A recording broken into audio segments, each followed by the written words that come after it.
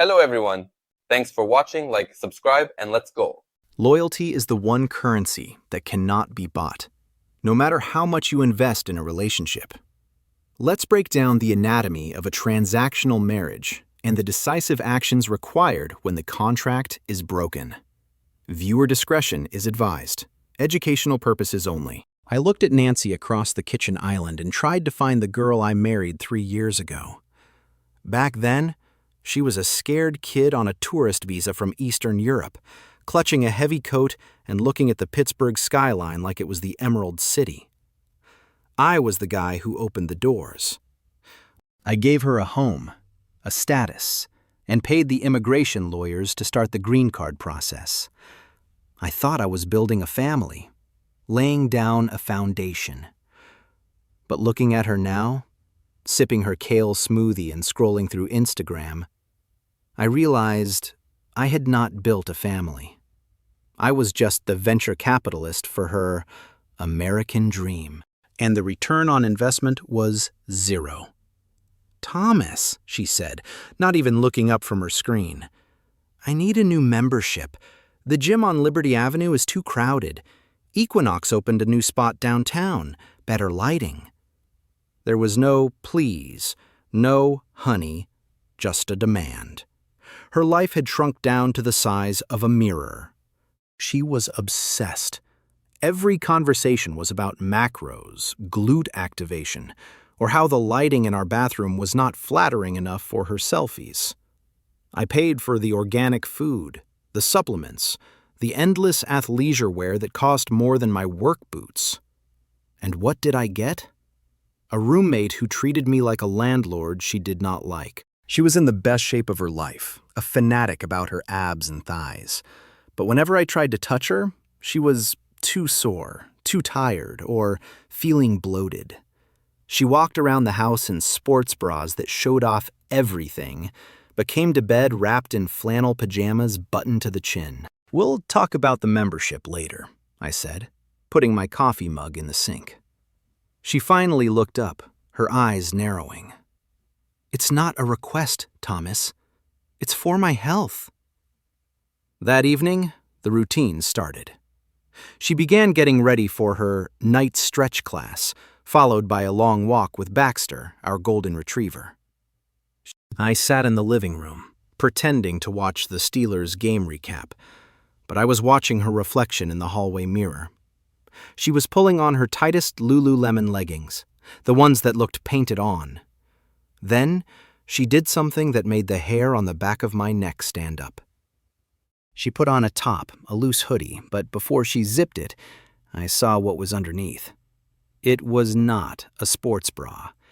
It was black lace, expensive, sheer, and completely useless for supporting anything during a workout. You do not wear black lace to sweat.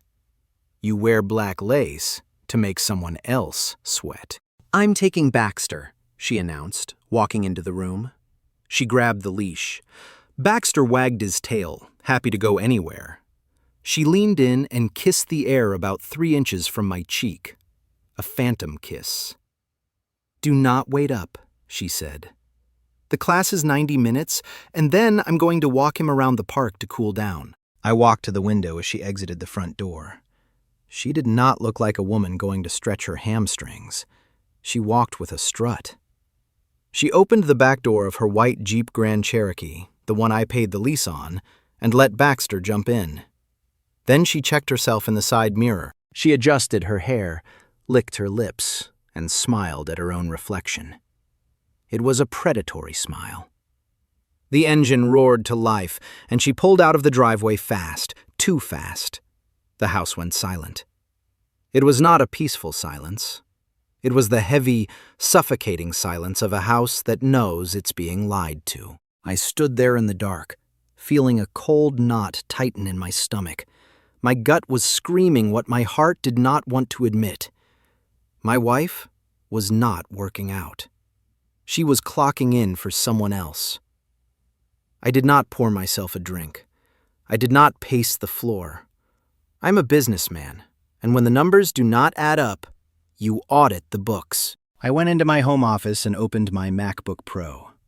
Nancy was smart in her own way, manipulative. But she was not tech-savvy. She treated technology like magic. It just worked. She forgot that I was the admin for everything in our house. We were on the Apple family sharing plan. I paid for the iCloud storage that backed up her thousands of vanity photos.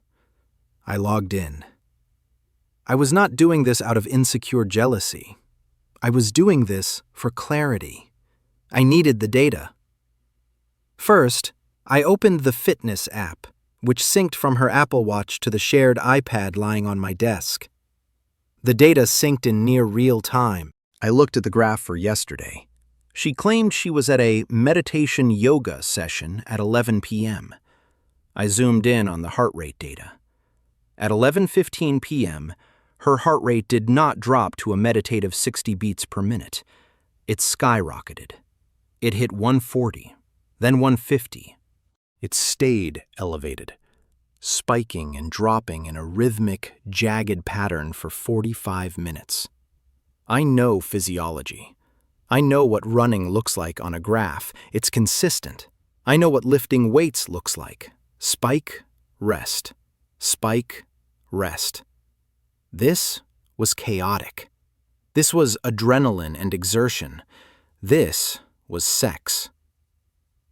I stared at the screen, my face illuminated by the cold blue light. No emotion yet, just facts. Fact A, she lied about the activity. Fact B, she was exerting herself heavily late at night. Next, I opened the Find My app. Location not available. Smart girl. She had manually disabled the GPS location sharing on her iPhone about 30 minutes ago, right after she left the driveway. She thought she was a ghost, but she forgot one thing. She forgot the dog. We bought Baxter a Fi Smart Collar 6 months ago because he had a habit of bolting out the front door. It had its own independent GPS and LTE connection, completely separate from her phone. I opened the dog tracker app on my phone. The dot was not at the park. It was not at the yoga studio. The blue dot was pulsing steadily in the Strip District, right in the heart of the city's nightlife. It was stationary in a parking lot on Smallman Street, directly behind a club called Pulse. She had dragged my dog along as a prop, locked him in the car, and went inside to meet him. I closed the laptop. The audit was complete. The discrepancy was found. I stood up and grabbed the keys to my Ford F-150. I checked my pockets, wallet, phone. I did not need a weapon. I was not going there to fight. I was going there to foreclose. The drive to the Strip District usually took 20 minutes, but I made it in 15. My hands were steady on the wheel, but my jaw was set so hard my teeth ached. I was not playing sad country songs. I drove in silence. The Strip District on a Friday night was a chaotic mess of Ubers, college kids, and loud bass thumping from the warehouses turned nightclubs. I found the parking lot the GPS indicated. It was a dark gravel lot tucked behind an old produce terminal. And there it was, her white Jeep. I parked my truck 2 spots over, blocking the exit lanes slightly. I walked over to the Jeep and shone my flashlight inside. Baxter was curled up on the back seat, asleep. At least she cracked the window a few inches. Good. The dog was safe. I took out my phone and snapped 3 photos, one of the license plate, one of the dog inside, one of the time and location stamp, Exhibit A for the divorce attorney. I walked around to the front of Pulse. The line was long, full of kids in their 20s wearing too much cologne and too little clothing. The bouncer was a mountain of a man with a clipboard. "Private event, guest list only," he grunted, blocking my path. I did not argue. I did not have time for games. I pulled a $100 bill from my money clip and folded it into his palm. "I'm not here to party. I'm picking up my wife. 5 minutes.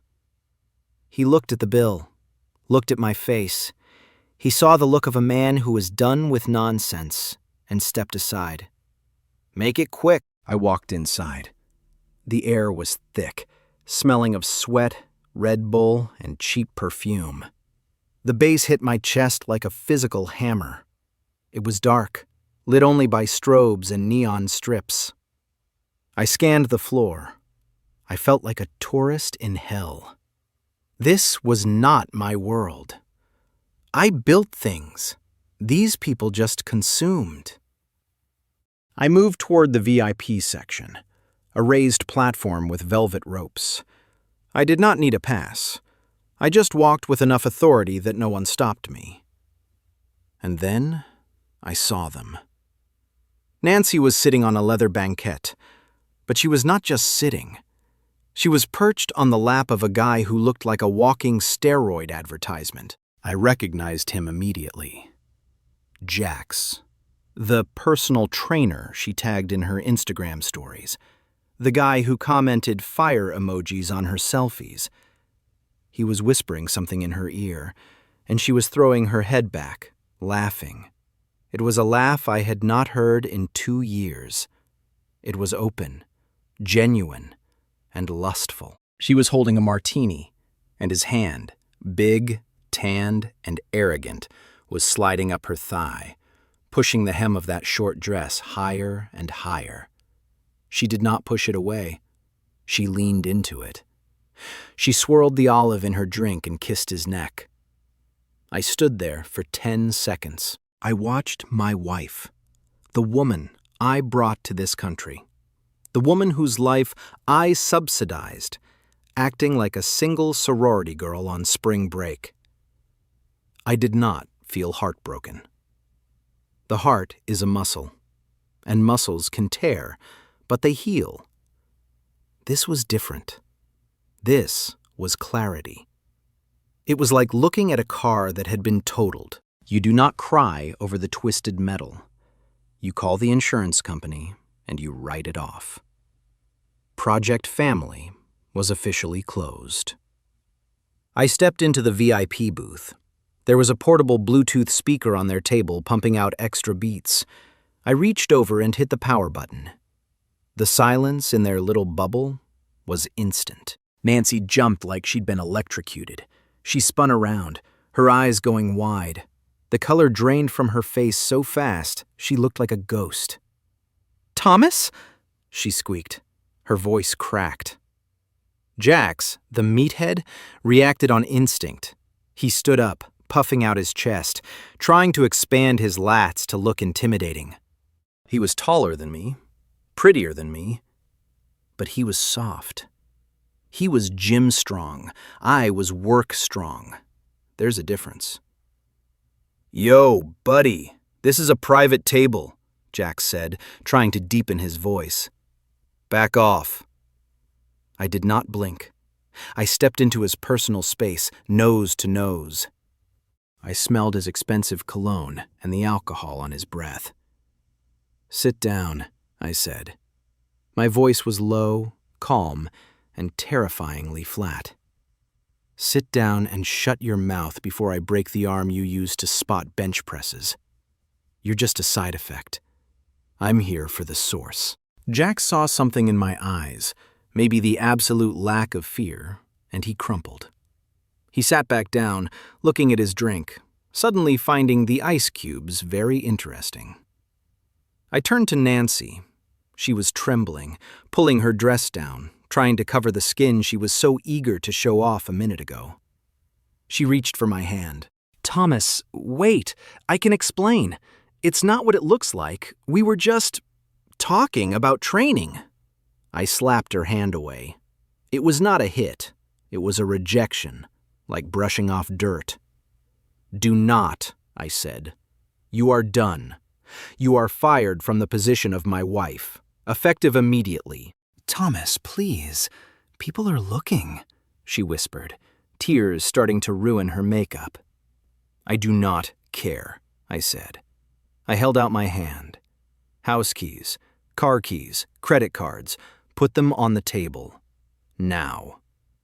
How am I supposed to get home? She sobbed. That's not my problem. You have a boyfriend now. I gestured to Jax, who was actively avoiding eye contact. Let him drive you. Oh, wait, his lease is probably up too. She hesitated. I leaned in closer. Nancy, if those keys are not in my hand in 5 seconds, I'm reporting the car stolen the moment I walk out that door. Shaking, she dug into her clutch. She pulled out the key fob to the Jeep, then the house keys, then the platinum Amex I added her to last year. She dropped them into my palm.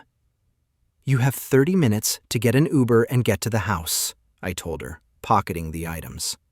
I'm putting your things on the curb. If you are not there to pick them up, the garbage truck comes at 6 a.m. Do not test me.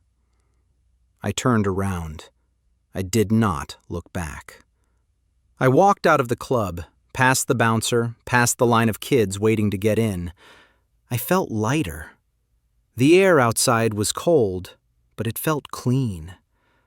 I drove home with the windows down. The adrenaline was fading, replaced by a grim, mechanical efficiency. I had work to do. When I pulled into the driveway, I did not go inside to cry. I went to the garage and grabbed a roll of heavy-duty contractor trash bags, the 50-gallon kind meant for drywall and demolition debris. I marched upstairs to the master bedroom. I switched on all the lights. I did not feel like I was destroying a marriage. I felt like I was evicting a bad tenant. I opened her walk-in closet. The smell of her perfume, that expensive stuff I bought her for Christmas, lingered in the air. It made me sick. I started grabbing. I did not fold anything. Silk dresses, designer jeans, cashmere sweaters.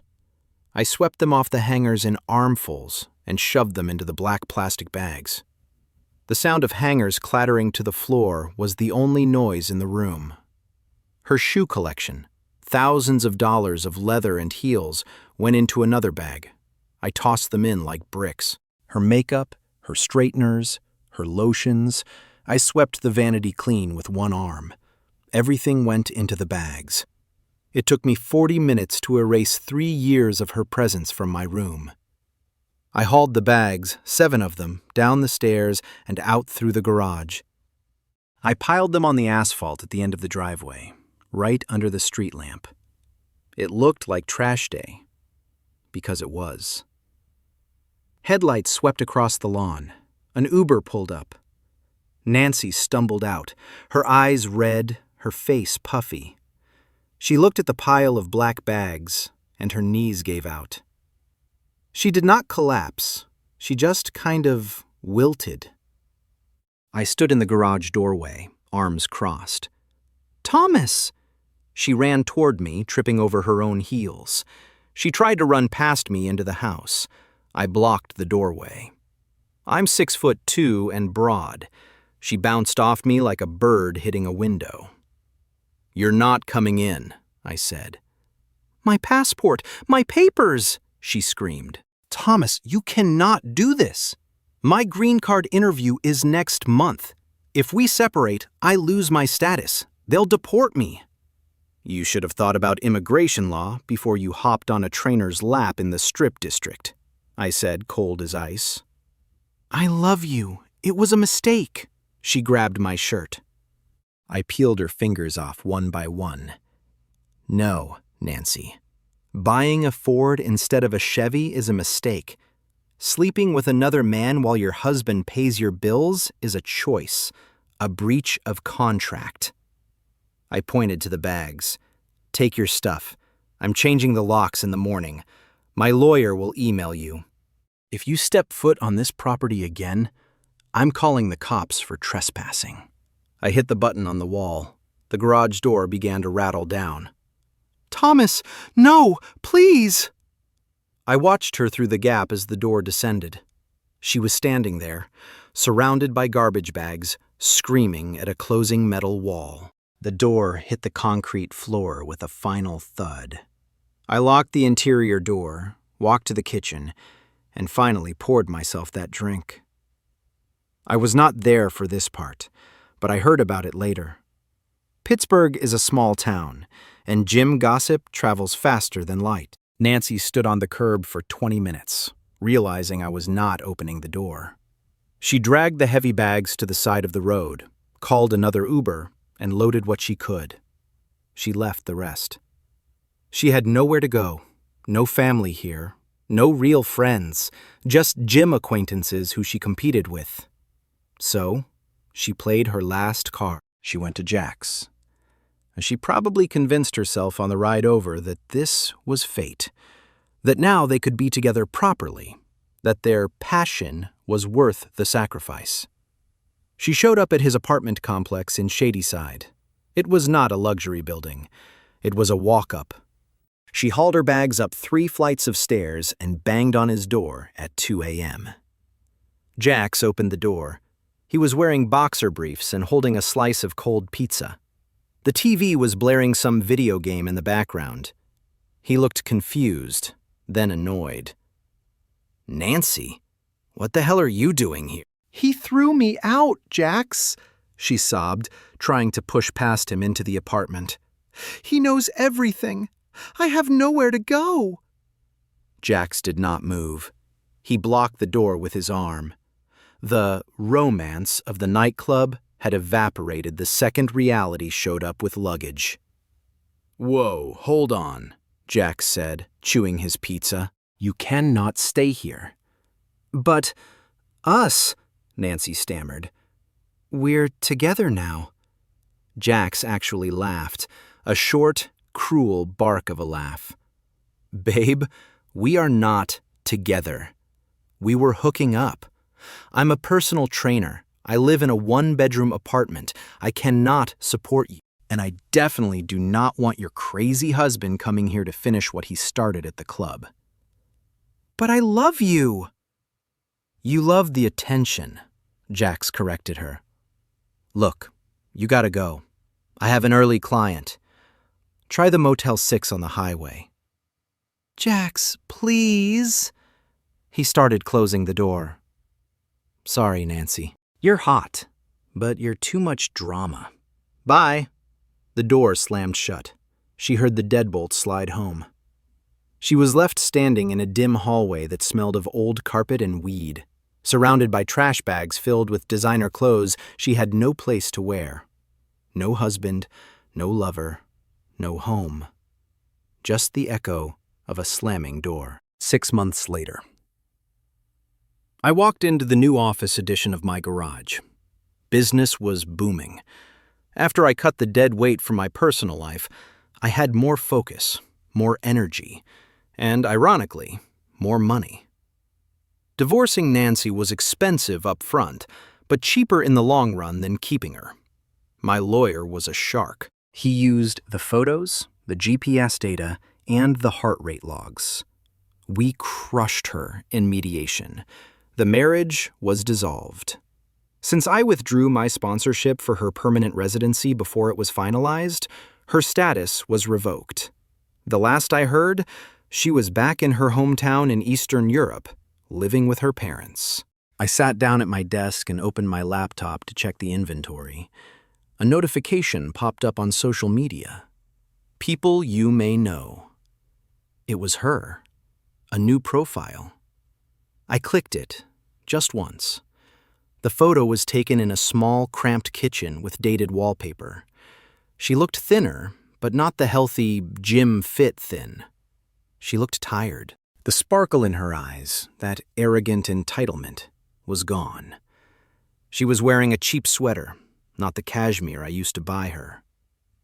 The caption under the photo read, "Sometimes you do not realize you were living in paradise until you lock yourself out of the gates." I stared at it for a second. I did not feel angry. I did not feel sad. I felt nothing. Just the satisfaction of a problem solved. My office door opened. It was Sarah, my new operations manager. She was my age, smart, funny, and drove a truck she fixed herself. "Hey, boss," she smiled, placing a hot coffee on my desk. Black, just how I like it. The parts for the '69 Mustang just arrived. You want to check them out? Absolutely, I said, closing the laptop. I moved the mouse over Nancy's profile, clicked block. Confirmed. She was gone. I stood up, grabbed my coffee, and walked out into the garage. The air smelled of oil, metal, and honest work. It smelled like freedom. The protagonist's only mistake was assuming that generosity would breed loyalty. He treated the relationship like an investment, forgetting that some people only value what they can take, not what they can build. Here are the takeaways from this case study. First, trust but verify. In the modern age, technology often reveals what intuition only suspects. If the data does not match the story, trust the data. Second, the sunk cost fallacy. Many men stay because of the time and money they've already spent. This man did not. He realized that cutting losses immediately is cheaper than financing a lie for another 10 years. Third, retain control. Notice he held the keys, the cards, and the legal status. When the respect ended, he had the leverage to end the arrangement instantly. What would you have done in his shoes? Would you have given her a second chance? Or was the eviction justified? Let me know in the comments below, and subscribe for more honest case studies.